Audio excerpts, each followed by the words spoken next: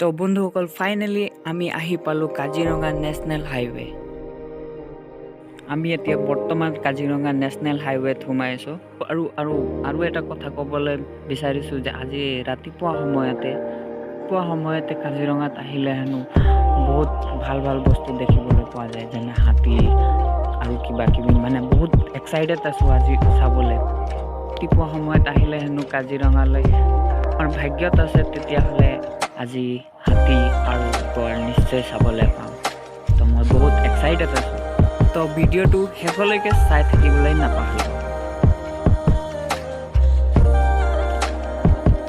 Friends, এতিয়া আমি সোমাই আহিছোঁ এনিমেল কৰিডৰ।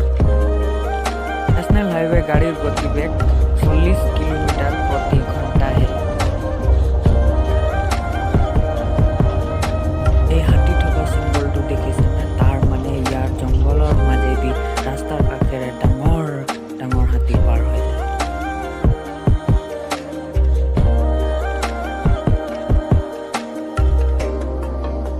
আৰু সেই চৰণীয়া পথাৰটো দেখিছেনে? ইয়াতে কেতিয়াবা হাতী আৰু অসমৰ একশিঙীয়া গড় দেখিবলৈ পোৱা যায়।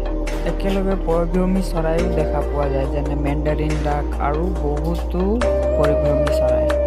অকল ভিডিঅ'টো চাই যদি আপোনালোকক ভাল লাগিলে তেনে লাইক কৰিব, কমেণ্ট কৰিব আৰু চেনেলটো ছাবস্ক্ৰাইব কৰি দিবলৈ নাপাহৰিব।